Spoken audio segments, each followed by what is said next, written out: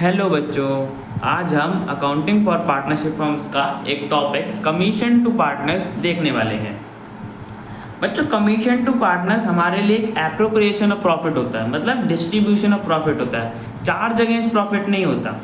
Charge against profit का मतलब जो हमें पे करना ही करना है, चाहे प्रॉफिट हो चाहे लॉस हो। बट एप्रोप्रिएशन के केस में क्या होता है, कमीशन तभी दिया जाता है जब पार्टनरशिप डीड अलाउ करती है या फर्म प्रॉफिट कमाता है। अगर फर्म लॉस में होगा तो कमीशन पार्टनर्स को नहीं दिया जाएगा। कमीशन जनरली बच्चा आपको क्वेश्चंस में दो केसेस में दिखेगा। पहला case as a percentage of net profit और distributable profit before charging commission. एक केस होता है हमारा बिफोर चार्जिंग कमीशन और दूसरा as a percentage of net profit और distributable profit after charging commission. दूसरा आफ्टर चार्जिंग कमीशन होता है। तो इनके हमें फॉर्मूले भी दे रखे हैं, एक बार वो भी देख लेते हैं। पहले बिफोर चार्जिंग कमीशन पे देख लेते हैं। Net profit before commission into rate of commission by में 100। तो ये बिल्कुल सिंपल फॉर्मूला है, ये मैं आगे आपको क्वेश्चन कराऊंगा तब आपको समझ आ जाएगा।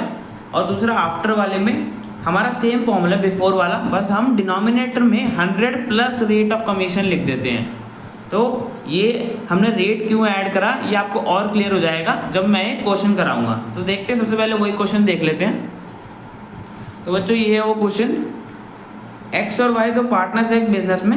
एक्स को कमीशन मिलना है 10% नेट प्रॉफिट का बिफोर चार्जिंग कमीशन। तो ये हमारा पहले वाला केस हो गया जिसमें बिफोर चार्जिंग कमीशन होता है। और दूसरा वाई को भी कमीशन मिलना है 10% नेट प्रॉफिट का after charging all commissions. Y को भी कमीशन मिलना है नेट प्रॉफिट में सारे कमीशन हटाने के बाद जो अमाउंट आएगा उसका 10% वाई को मिलेगा एज कमीशन। तो ये हमारा सेकेंड केस हो गया। नेट प्रॉफिट हमें उस साल के लिए 55,000 का बोला हुआ है। हमें कमीशन बताना है एक्स का कितना है, वाई का कितना है और प्रॉफिट किस तरीके से डिस्ट्रीब्यूट होगा, मतलब पीएनएल एप्रोप्रिएशन अकाउंट बनाना है। तो इसका सॉल्यूशन देख लेते हैं। पीएनएल एप्रोप्रिएशन अकाउंट बनाते हैं। सबसे पहले बच्चों हम क्या करते हैं, नेट प्रॉफिट ट्रांसफर करते हैं पीएनएल अकाउंट से। तो हमने वो लिख दिया by profit and loss account. Net profit 55,000 credit side में आ जाता है। हमें एक्स को कमीशन देना था नेट प्रॉफिट का 10%। तो अभी मैंने दिखाया था आपको यहाँ पे फॉर्मूला बिफोर वाले का क्या होता है। यहाँ पे हमारा net profit into rate of commission by में 100 होता है। तो नेट प्रॉफिट ये 55,000 आ जाएगा और रेट ऑफ कमीशन हमारा 10% दे रखा है। तो 10 बाय में 100, 55,000 इंटू 10 बाय में 100 करेंगे तो हमारा 5500 आ जाएगा। और अब हम वाई का देख लेते हैं। वाई का मैं बोला आफ्टर चार्जिंग ऑल कमीशन, मतलब सारे कमीशन देने के बाद। और हमें कमीशन किस किस को देना है, एक्स को और वाई को, दो कमीशन देने हैं। तो हमें चार्जिंग का मतलब एक्स और वाई के कमीशन देने के बाद जो अमाउंट आए उस पर 10% निकालना है।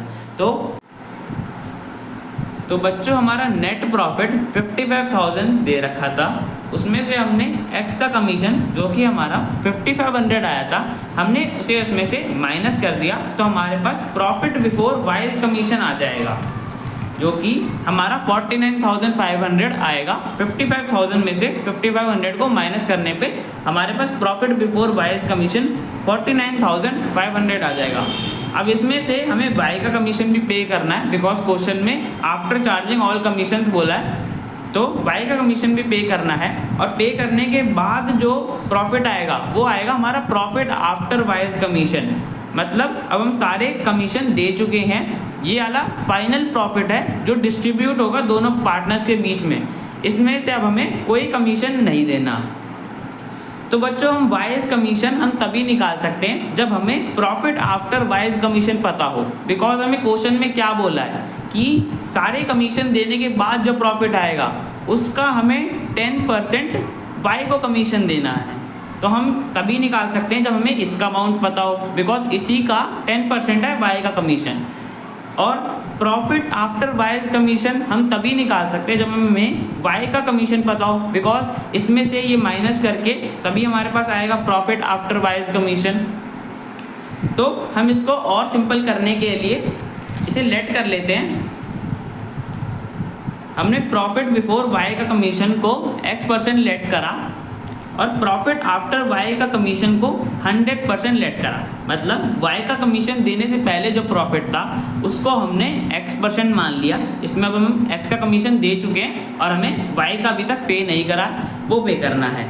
और हमारा प्रॉफिट वाई का कमीशन देने के बाद था, मतलब जो कि फाइनल प्रॉफिट था जो हमें डिस्ट्रीब्यूट करना है दोनों पार्टनर्स के बीच में, और अब हमें कोई कमीशन पे नहीं करना, वो वाला प्रॉफिट है हमारा 100% हमने लेट करा।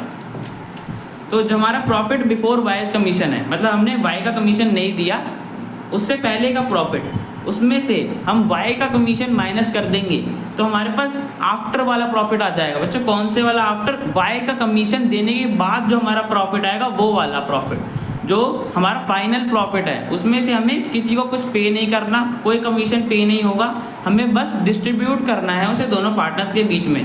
फाइनली ये डिस्ट्रीब्यूट होगा, पे नहीं होगा कोई कमीशन। तो हमने जो लेट करा था हम वो लिख लेते हैं, प्रॉफिट बिफोर वाइज कमीशन हमने x% लेट करा था, और वाई का कमीशन हमारा 10% हमें क्वेश्चन में दे रहा था, क्वेश्चन में दे रखा था कि कमीशन हमें वाई को 10% पे करना है, और प्रॉफिट आफ्टर वाइज कमीशन मतलब जो कि हमारा फाइनल प्रॉफिट था उसे हमने 100% माना था, तो हमने वो लिख दिया। अब हम इसे सॉल्व करेंगे तो हमारे x% की वैल्यू आ जाएगी 110%, मतलब हमारा profit before Y's commission, Y का कमीशन देने से पहले जो प्रॉफिट था उसकी परसेंटेज आ जाएगी हमारी 110%। तो वापस चलते हैं हम उस पर। हमारा प्रॉफिट बिफोर वाई का कमीशन 49,500 आया था, एक्स का कमीशन देने के बाद नेट प्रॉफिट में से हमारा 110% परसेंटेज वाइज आया था। अब इसमें से हमें वाई का कमीशन पे करना है जो कि हमारा 10% दे रखा है क्वेश्चन में, तब हमारा प्रॉफिट आफ्टर वाइज कमीशन आ जाएगा, मतलब जो हमें इसके बाद और कुछ पे नहीं करना, कोई कमीशन पे नहीं करना, ये वाला फाइनल प्रॉफिट है जो डिस्ट्रीब्यूट हो जाएगा दोनों पार्टनर्स के बीच में। 100% हमने इसे लेट करा था। तो बच्चों जब भी हमें आफ्टर वाला बोला होता है तो हमारा जो प्रॉफिट बिफोर वाइज कमीशन का परसेंटेज आती है उसको हम डिनोमिनेटर में लिख देते हैं, और ऊपर हमारा न्यूमरेटर में जो हमें कमीशन का रेट बोला होता है हम वो लिख देते हैं। 49,500 हमारा प्रॉफिट बिफोर वाइज कमीशन जो हमारे फॉर्मूले में होता है, और 10% हमारा कमीशन का रेट जो क्वेश्चन में बोला था।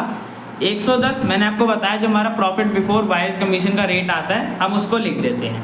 तो अब हम इसे सॉल्व करेंगे तो हमारे पास वाई का कमीशन आ जाएगा 4500, हमारा वाई का कमीशन आ गया 4500, इसे हम लिख भी लेते हैं और मैं आपको दिखा भी देता हूँ क्या ये सही है। अब हम इसमें से हम इसे माइनस करेंगे, प्रॉफिट बिफोर वाइज कमीशन में से वाई का कमीशन माइनस करेंगे तो हमारे पास प्रॉफिट आफ्टर वाइज कमीशन आ जाएगा जो हमारा फाइनल प्रॉफिट है जिसे हम डिस्ट्रीब्यूट करेंगे। तो बच्चों में क्वेश्चन में क्या बोला था कि सारे कमीशन देने के बाद जो प्रॉफिट है, मतलब प्रॉफिट आफ्टर वाइज कमीशन का हमें 10% वाई को कमीशन देना है। तो ये हमारा कितना आया 45,000 आया, इसका 10% हमें वाई को कमीशन देना था। तो 45,000 का 10% निकालो कितना आएगा, 45,000 का 10% 4500 आएगा हमारा वाई का कमीशन, और हमारा भी 4500 आया वाई का कमीशन। तो इसलिए हम इसमें रेट ऐड करते हैं बिकॉज ये प्रॉफिट बिफोर वाइज कमीशन में पहले से ही इंक्लूड होता है ये वाला कमीशन। हमने इसमें से माइनस करा ना, तो इसका मतलब यही है इसमें ये पहले से इंक्लूड होता है, इसलिए हम रेट में नीचे 100 प्लस रेट लिखते हैं डिनोमिनेटर में। तो हमारा वाई का कमीशन आ गया 4500। अब अपने वापस क्वेश्चन पे चलते हैं। हमने वाई का कमीशन निकाला, वो लिख दिया 4500। अब नेट प्रॉफिट में से हमने सारे कमीशन माइनस कर दिए, एक्स का 5500 और वाई का 4500। तो हमारे पास डिविजिबल प्रॉफिट आ गया 45,000 जो हमने भी निकाला था। 45,000 का 10% वाई का कमीशन 4500, तो सही आ रहा है। 45,000 हमारा डिविजिबल प्रॉफिट था जिसे हम इक्वली डिस्ट्रीब्यूट करेंगे दोनों पार्टनर्स के बीच में, बिकॉज क्वेश्चन में कुछ भी बोला नहीं है प्रॉफिट शेयरिंग रेशियो को लेकर, तो हम प्रॉफिट्स इक्वली डिस्ट्रीब्यूट करेंगे। और जब भी कुछ बोला नहीं होता तब प्रॉफिट्स इक्वली डिस्ट्रीब्यूट होते हैं, तो दोनों को इक्वल शेयर ऑफ प्रॉफिट मिलेगा, आधा आधा। एक्स को 22,500 मिलेगा और वाई को भी सेम 22,500 मिलेगा शेयर ऑफ प्रॉफिट। तो ये क्वेश्चन हमारा कंप्लीट हो गया।